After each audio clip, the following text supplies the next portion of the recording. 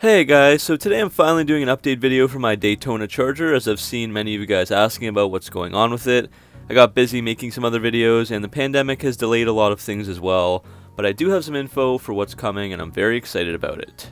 So this is just a little bit of a shorter video to let you know what's up. I have had 3 different plans for the car, and finally I'm headed in the right direction. Everything is getting done at More Power Performance in Vaughan, Ontario, which is an engine specialty shop. I will link all of their details down in the description. So first off, I'll recap why I'm even in this position in the first place. I started out this channel with my 2009 Dodge Charger SXT, bought in 2015, and then I bought my 2006 RT Daytona with the 5.7 liter Hemi V8 in July of 2019 with around 95,000 miles on it. I barely drove it over that winter, and I finally got to drive it a bunch in the summer. At the end of September 2020, I was driving on the highway for about 2 hours, got right off and filled up the tank, went to start it, and that was it. The car kind of shook awkwardly and it wouldn't start. In my mind, I just knew it was the dreaded valve seat drop, and that's exactly what it was. So I towed it to my uncle's house where we checked it out and found no compression in cylinder 6, and some burnt and bent spark plugs, so we figured the Hemi was toast. I then towed it to More Power Performance, which was that specialty shop near me, to get a professional opinion, and they confirmed the valve seat had dropped, and subsequently caused some damage to the pistons as well.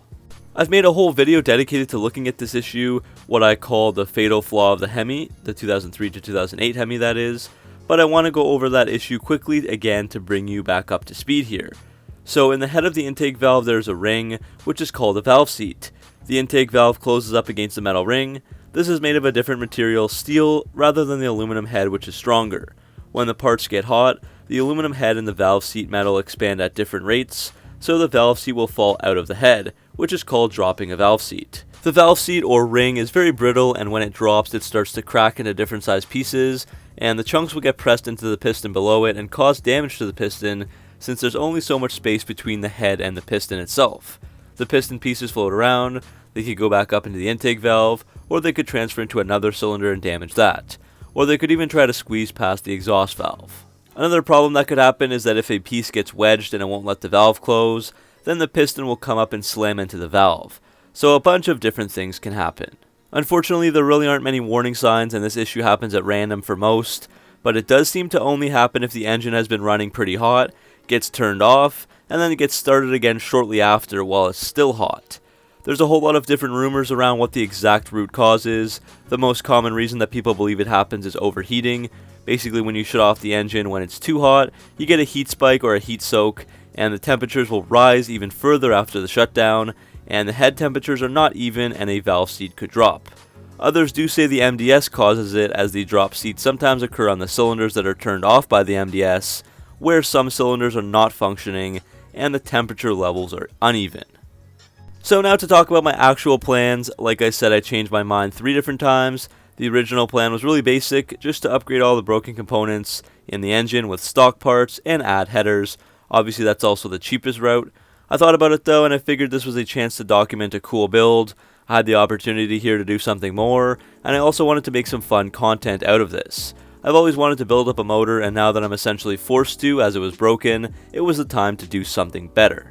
The second plan was more involved and was almost ready to go. That's the footage that you'll see on screen now and the block.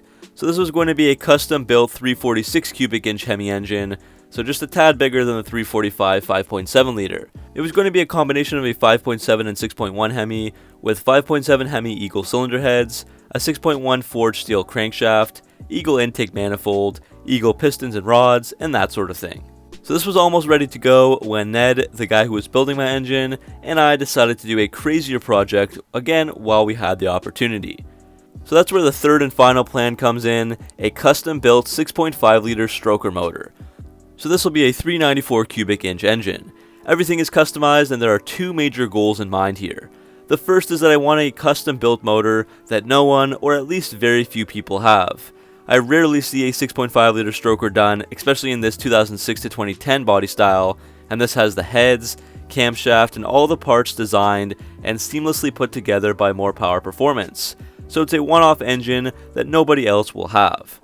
Most people don't build custom engines, but are manufacturers, as Ned likes to say. They simply buy parts from others and assemble them. but with this, everything is custom. The second goal is to get this motor to run as fast, if not faster, than the Dodge Challenger RT Scat Pack 1320.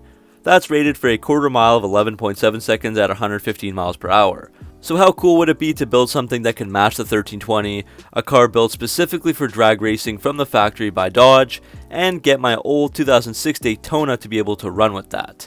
So that's kind of the two objectives here. I know that more power performance can accomplish anything. They have a huge track record, and they also built a 392 stroker for a 2008 Daytona Charger a few years ago, and that ran around 11.7 to 11.9 second quarter miles at the track. Mine is a little bit crazier, a little more displacement, and more upgraded parts. That car, for example, retained the original cylinder heads, while mine will have the eagle heads. I will divulge most of the details when the engine is actually done and the car is back in my possession, but there will be the eagle cylinder heads, forged pistons and rods, forged steel connecting rods and stroker crank, custom camshaft and push rods, and 6.4 headers. I will also be upgrading many other parts, like the rear differential, the full exhaust system, the intake manifold, lifters, and even the suspension. The goal here is at least 550 to 600 horsepower. So that's my update on the dead Daytona, guys. When it's ready, I promise I will have a ton of content on it. I've also done many things to it behind the scenes that I never really made videos on, but I still took footage and filmed it, so slowly I can start to release that stuff once the Daytona is back up and running. So alongside the current type of content that I'm doing, there will also be a lot of this stuff mixed in as well in the coming months. So thanks for watching, guys. Hopefully you're all as excited as I am, and more videos will be coming soon. So make sure to like and subscribe for all your Mopar content, and I'll see you guys in the next video.